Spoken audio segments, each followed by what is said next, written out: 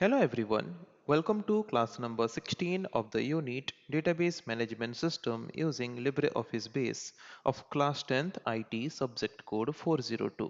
सो आज के क्लास का हमारा डिस्कशन का टॉपिक जो है वो है फॉर्म, जिसमें हम देखेंगे पहले कि ये फॉर्म है क्या, फॉर्म हम कैसे क्रिएट कर सकते हैं एंड क्रिएट करने के बाद उस फॉर्म में अगर हम कुछ मॉडिफिकेशंस करना चाहते हैं तो वो मॉडिफिकेशंस भी कैसे कर सकते हैं, उसके बारे में हम आज के क्लास में डिस्कस करेंगे। तो सबसे पहले हम समझ लेते हैं कि ये फॉर्म है क्या। What is form? जैसे कि लास्ट कुछ क्लासेस में ऑलरेडी हम डिस्कस करते आए हैं दो तरह के डेटाबेस के ऑब्जेक्ट के बारे में, या फिर हम शुरू से भी पढ़े थे कि चार तरह के ऑब्जेक्ट हम डेटाबेस में मेनली यूज करते हैं। एक ऑब्जेक्ट था टेबल, और एक ऑब्जेक्ट था क्वेरी, और आज हम जो डिस्कस करने वाले हैं फॉर्म, वो भी एक ऑब्जेक्ट है। देन उसके बाद और एक ऑब्जेक्ट है रिपोर्ट। ये चार ऑब्जेक्ट या फिर चार कंपोनेंट हम यूज करते हैं डेटाबेस में, डेटाबेस रिलेटेड टास्क या फिर ऑपरेशन परफॉर्म करने के लिए। तो सबसे पहला ऑब्जेक्ट जो हमने डिस्कस किया था टेबल। सो टेबल ऑब्जेक्ट को यूज करके हम डेटाबेस फाइल में डेटा को स्टोर करते हैं, राइट। और डेटाबेस फाइल में हमने जो डेटा को स्टोर किया, उस डेटा को रिट्राइव करके देखने के लिए हम क्वेरी ऑब्जेक्ट को यूज करते हैं। तो एक डेटाबेस फाइल में हम जो डेटा एक टेबल में स्टोर करते हैं, जो कि डेटा सीट व्यू में ओपन होता है, जिसके माध्यम से हम टेबल के फॉर्म में डेटाबेस में डेटा को स्टोर कर सकते हैं। तो डेटा टेबल में जबकि डेटा को हम रो एंड कॉलम के फॉर्म में स्टोर कर सकते हैं, so there is a very high chance कि एक रो में डेटा इंसर्ट करते वक्त दूसरे रो का डेटा हम इंटेंशनली हो या फिर अनइंटेंशनली हो अल्टर कर सकते हैं। सो इसीलिए हम बोल सकते हैं कि एक टेबल फॉर्मेट में डेटाबेस में डेटा को स्टोर करने के लिए यूजर को अलाउ करना एक प्रॉपर वे नहीं है। तो अगर हम यूजर को एक यूजर फ्रेंडली इंटरफेस प्रोवाइड करना चाहते हैं डेटाबेस फाइल के टेबल में डेटा को स्टोर करके रखने के लिए, तो वो यूजर फ्रेंडली इंटरफेस प्रोवाइड करने के लिए हम जिस ऑब्जेक्ट या फिर कंपोनेंट को यूज करते हैं दैट इज फॉर्म। ओके, तो सिंपल तरीके से अगर हम डेफिनेशन बोलें, what is form? Form is an object और component of database that is used to provide an user-friendly interface for the user to enter data in the database table। Database table में user friendly interface के माध्यम से data को store करके रखने के लिए हम जिस ऑब्जेक्ट को यूज करते हैं डेटाबेस का, that object is called form. Okay, so I hope इतना सबका डिस्कस में समझ आ गया होगा कि फॉर्म क्या है और फॉर्म को हम किस पर्पस के लिए यूज करते हैं।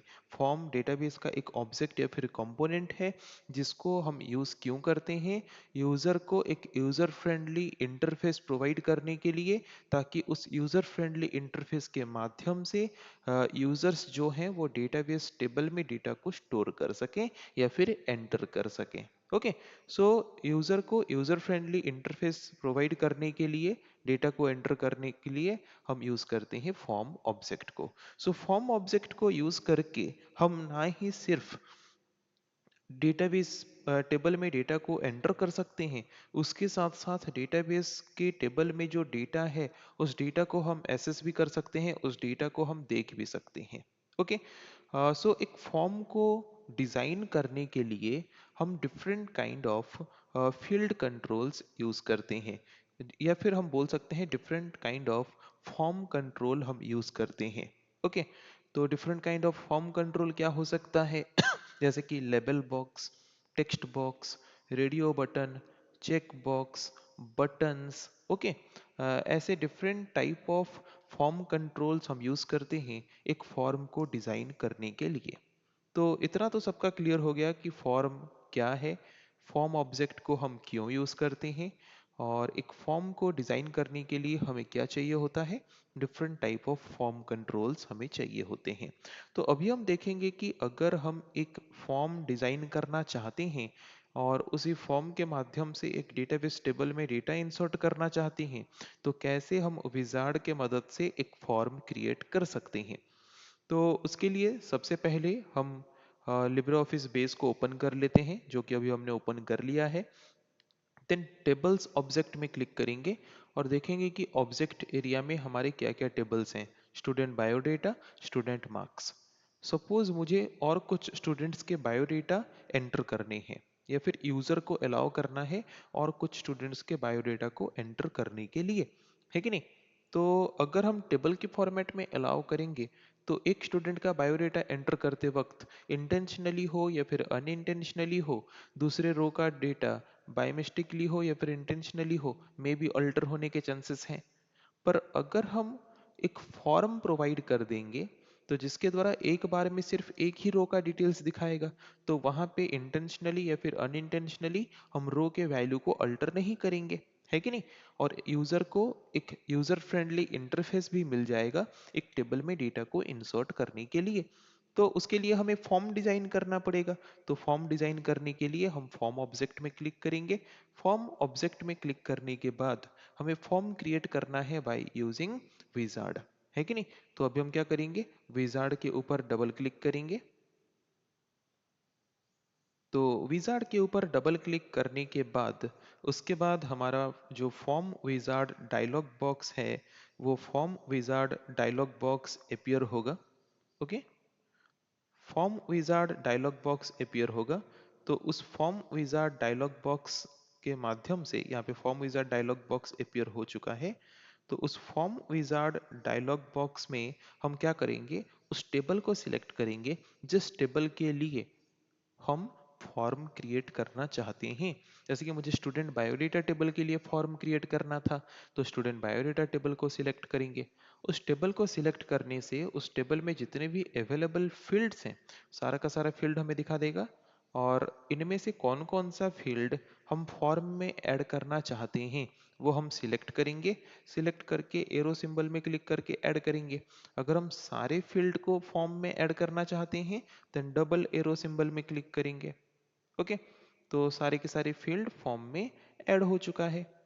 देन उसके बाद it is asking for setup a sub form, मतलब फॉर्म के अंदर हम और एक फॉर्म अगर बनाना चाहते हैं देन हम इसको ऐड कर सकते हैं, पर अभी हमें ऐसा कुछ करना है नहीं, तो इसको हम स्किप करेंगे।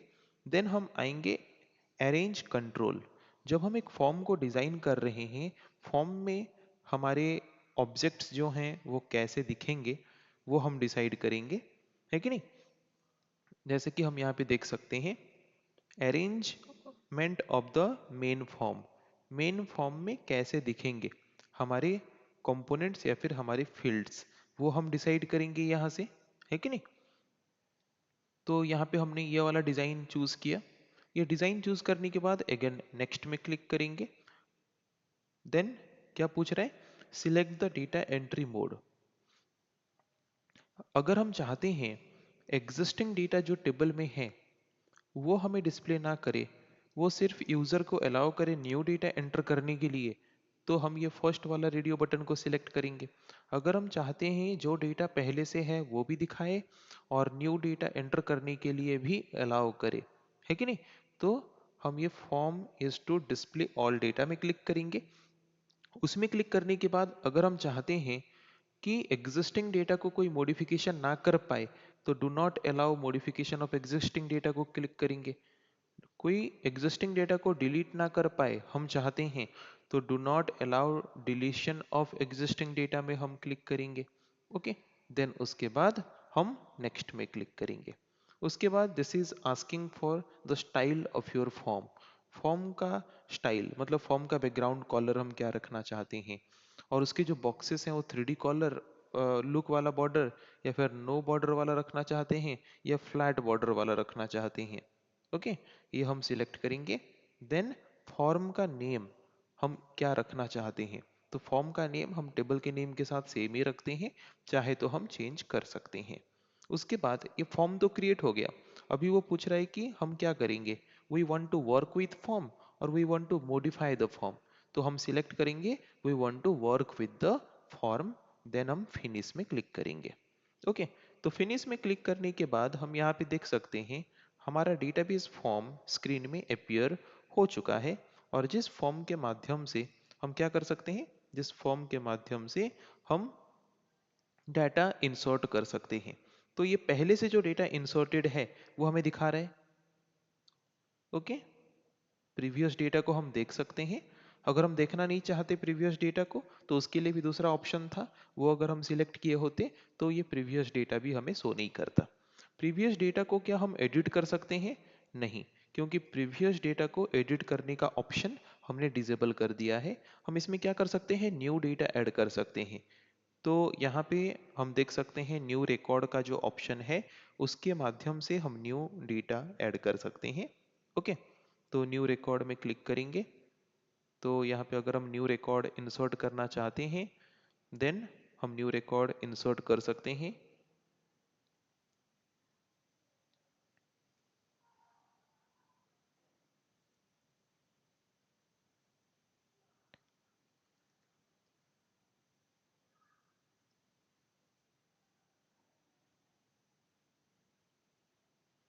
ओके, जो भी न्यू रिकॉर्ड इंसर्ट करना चाहते हो ऐसे न्यू रिकॉर्ड इंसर्ट कर सकते हैं। न्यू रिकॉर्ड इंसर्ट करने के बाद वहाँ पे सेव रिकॉर्ड का ऑप्शन है, उसमें क्लिक करके उसको सेव कर देंगे। और रिकॉर्ड एक बार सेव होने के बाद उसमें और हम कोई चेंजेस नहीं कर सकते, क्योंकि चेंजेस करने का ऑप्शन हमने डिसेबल कर रखा है। या फिर उस रिकॉर्ड को डिलीट करना चाहते हैं तो डिलीट भी नहीं कर सकते, क्योंकि वो ऑप्शन हमने क्या रखा है? डिसेबल करके रखा है। अगर इनेबल करके रखते तो वो भी हम कर सकते थे। ओके, तो आई होप इतना क्लियर हो गया कि एक फॉर्म हम कैसे क्रिएट कर सकते हैं बाय यूजिंग विजार्ड। तो एक फॉर्म जो हमने क्रिएट किया जो कि डेटाबेस फॉर्म विंडो में ओपन हुआ, तो this is the form design window. हम इसको क्या बोलते हैं? Form design window. और उसके लेफ्ट साइड में जो है उसको बोलते हैं फॉर्म कंट्रोल टूल बार। मतलब एक फॉर्म को डिजाइन करने के लिए रोल नंबर जहाँ पे लिखा है इसको हम बोलते हैं लेबल बॉक्स। उसके साइड में जो है वो है टेक्स्ट बॉक्स। तो ये सारे एक एक फॉर्म कंट्रोल हैं। और एक फॉर्म को डिजाइन करने के लिए हम वेरियस फॉर्म कंट्रोल्स को यूज करते हैं। और ये फॉर्म कंट्रोल्स हमें जो डिजाइन विंडो के लेफ्ट साइड में दिख रहा है that is called form control tool bar. Okay, और उसके नीचे जो है डिजाइन विंडो के नीचे वाला पार्ट जो है that is called navigation tool bar, जिसके थ्रू हम क्या कर सकते हैं? फॉर्म में जितने रिकॉर्ड्स हैं उन रिकॉर्ड्स को नेविगेट कर सकते हैं। मतलब हर एक एक रिकॉर्ड से दूसरे रिकॉर्ड के पास हम मूव करके जा सकते हैं नेविगेशन टूल बार के मदद से। ओके, तो नेविगेशन टूल बार में ये हमें दिखा रहा है कि अभी एब्सोल्यूट रिकॉर्ड बॉक्स है ये, कि अभी हम कौन से पर्टिकुलर रिकॉर्ड में हैं। ओके, वो हमें दिखाता है this one. Okay, so I hope easily इतना तो सबको समझ आ गया होगा कि अगर हम एक फॉर्म डिजाइन करना चाहते हैं तो एक फॉर्म हम कैसे डिजाइन कर सकते हैं। ये फॉर्म को डिजाइन करने के बाद फिर हम इस फॉर्म को सेव कर सकते हैं। तो फाइल, सेव। ओके, तो हम फॉर्म को सेव कर सकते हैं और फॉर्म को सेव करके हमारे फॉर्म ऑब्जेक्ट एरिया जो है उस फॉर्म ऑब्जेक्ट एरिया में उस फॉर्म को हम देख सकते हैं।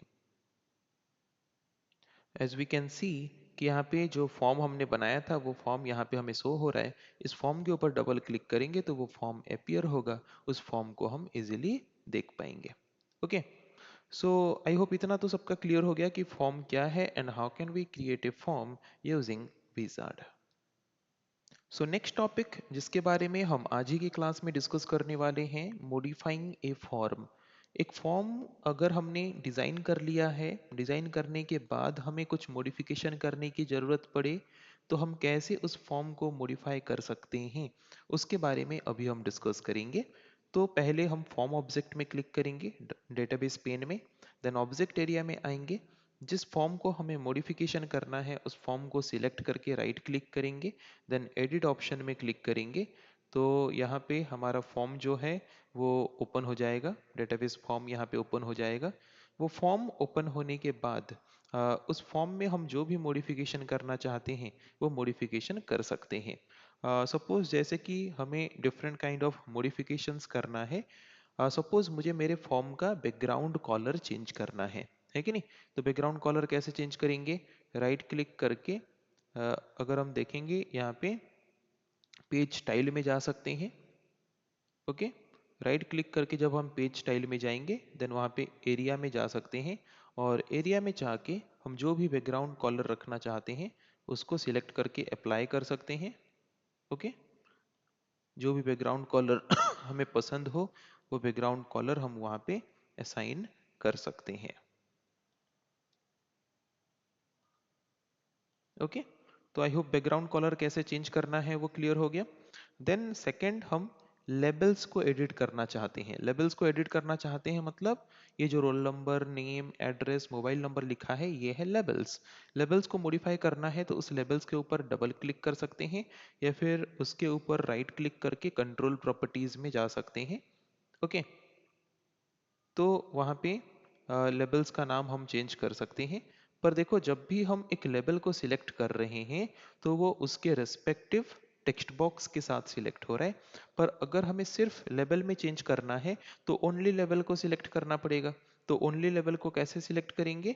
CTRL की, कीबोर्ड से CTRL की और कंट्रोल की को प्रेस करके हम लेवल को सिलेक्ट कर सकते हैं। देन राइट क्लिक करके कंट्रोल प्रॉपर्टी और डबल क्लिक करके भी कंट्रोल प्रॉपर्टीज को ओपन कर सकते हैं। ओके, देन उसके बाद प्रॉपर्टी, वो जो प्रॉपर्टी डायलॉग बॉक्स है वो ओपन होने के बाद वहाँ पे लेबल नेम में जो भी चेंजेस करना चाहते हैं चेंज कर सकते हैं। या फिर लेबल का कॉलर अगर हम चेंज करना चाहते हैं, फॉन्ट स्टाइल चेंज करना चाहते हैं, तो यहाँ पे फॉन्ट में आके वो हम चेंज कर सकते हैं। ओके, फॉन्ट इफेक्ट में जाके हम कॉलर चेंज कर सकते हैं। सपोज मुझे ब्लैक कलर रखना है तो हम ब्लैक कलर चूज कर सकते हैं। ओके, चेंज होके ब्लैक कलर हो गया। तो ब्लैक कलर नहीं दिख रहा, हम कोई दूसरा कलर रखना चाहते हैं, सपोज मुझे येलो कलर रखना है तो हमने येलो कलर चूज कर लिया। अगर हम जो लेबल है, लेबल का बैकग्राउंड कलर चेंज करना चाहते हैं तो हम यहाँ से लेबल का जो बैकग्राउंड कलर है वो बैकग्राउंड कलर भी हम यहाँ से चेंज कर सकते हैं।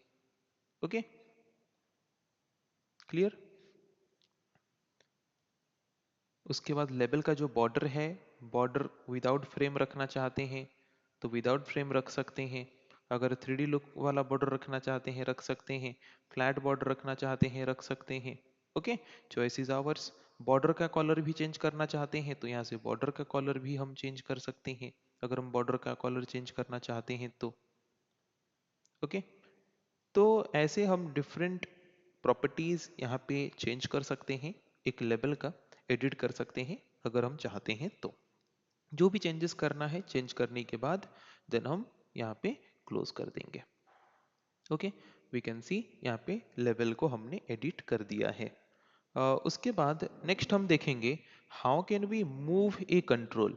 मूव ए कंट्रोल मतलब जैसे कि यहाँ पे लेवल कंट्रोल है, यहाँ पे टेक्स्ट कंट्रोल है, इनके पोजीशन को चेंज करना है कि नहीं? तो उनको सिलेक्ट करके हम उसको लेफ्ट बटन क्लिक करके माउस का उसको हम ड्रैग कर सकते हैं जिस भी पोजीशन में उसको हम ड्रैग करके लेना चाहते हैं। ओके, जैसे कि यहाँ पे मैं मूव कर रहा हूँ फॉर्म कंट्रोल को, उसको सिलेक्ट करना है, सिलेक्ट करके माउस के लेफ्ट बटन को होल्ड करके उसको ड्रैग करना है जहां भी हम ड्रैग करना चाहते हैं। तो इस तरीके से हम एक कंट्रोल को एक जगह से दूसरी जगह पे मूव कर सकते हैं। और अगर हम कोई इंडिविजुअल कंट्रोल को मूव करना चाहते हैं, जैसे कि यहाँ पे label label and text box दोनों एक साथ मूव हो रहे हैं, सपोज मुझे ओनली लेबल बॉक्स को मूव करना है तो इंडिविजुअली सिलेक्ट करना पड़ेगा। तो उसके लिए CTRL की को सिलेक्ट करके हम उस इंडिविजुअल कंट्रोल के ऊपर क्लिक करेंगे तो इंडिविजुअल कंट्रोल सिलेक्ट होगा। फिर उस इंडिविजुअल कंट्रोल को हम जैसे चाहें वैसे अपने रिक्वायरमेंट के हिसाब से हम मूव कर सकते हैं। Okay, so I hope clearly समझ आ गया होगा कि इंडिविजुअल कंट्रोल को मूव करना है या फिर कंबाइनली मूव करना है तो कैसे कर सकते हैं। नेक्स्ट टॉपिक हम जो देखेंगे मॉडिफिकेशन करते वक्त वो है how can we change the size of a text box. एक टेक्स्ट बॉक्स का साइज अगर मुझे चेंज करना है तो इंडिविजुअली मुझे टेक्स्ट बॉक्स को सिलेक्ट करना पड़ेगा। तो CTRL की को होल्ड करके हम उस टेक्स्ट बॉक्स के ऊपर क्लिक करेंगे। देन उस टेक्स्ट बॉक्स का साइज हम जैसे चाहे वैसे अपने रिक्वायरमेंट के हिसाब से उसको चेंज कर सकते हैं उसके हैंडल्स को यूज करके। ओके, हमें 8 हैंडल्स दिया है, उन 8 हैंडल्स को यूज करके हम टेक्स्ट बॉक्स के साइज को चेंज कर सकते हैं। Next topic is add a tool tip. Tool tip क्या होता है? टूल टिप का मतलब है जैसे कि यहाँ पे फॉर्म कंट्रोल टूल बार में मैं आता हूँ और किसी भी एक फॉर्म कंट्रोल के ऊपर पॉइंट कर रहा हूँ, पॉइंट करने से हमें कुछ टेक्स्ट देखने को मिल रहा है, that kind of text is called tool tip text. Okay, जैसे कि यहाँ पे मैं लेबल के ऊपर पॉइंट कर रहा हूँ तो वो लिख के दिखा रहा है label, that text label is called tool tip text. वैसे ही हम अगर चाहते हैं हमारे लेबल या फिर टेक्स्ट के ऊपर कोई अगर बस माउस को ओवर कर दे, माउस को बस मूव करके भी ले जाए, तो उसको कुछ टूल टिप टेक्स्ट दिखे, है कि नहीं, जिसको हम हेल्प टेक्स्ट बोलते हैं, जो यूजर को हेल्प करता है कि कौन से टेक्स्ट बॉक्स में क्या पुट करना है। तो वो हेल्प टेक्स्ट या फिर टूल टिप टेक्स्ट अगर हम हमारे फॉर्म में ऐड करना चाहते हैं तो कैसे कर सकते हैं? तो पहले जिसमें हमें हेल्प टेक्स्ट या फिर टूल टिप टेक्स्ट ऐड करना है, उसको सिलेक्ट करके उसके प्रॉपर्टी डायलॉग बॉक्स को ओपन करेंगे। प्रॉपर्टी डायलॉग बॉक्स को ओपन करने के बाद प्रॉपर्टी डायलॉग बॉक्स को ओपन करने के बाद उस पर्टिकुलर फॉर्म कंट्रोल का, देन वहाँ पे नीचे नीचे आएंगे, हेल्प टेक्स्ट होगा। उस हेल्प टेक्स्ट में हम ऐड करेंगे जो भी टेक्स्ट, वो टेक्स्ट हमें टूल टिप टेक्स्ट की तरह वो शो करेगा जब भी हम उस कंट्रोल के ऊपर से मूव करेंगे या फिर होवर करेंगे तो। ओके, जैसे कि हम वहाँ पे दिखाना चाहते हैं enter roll number here. Okay, तो हमने हेल्प टेक्स्ट ऐड कर दिया, टूल टिप टेक्स्ट हमने ऐड कर दिया, क्लोज करेंगे।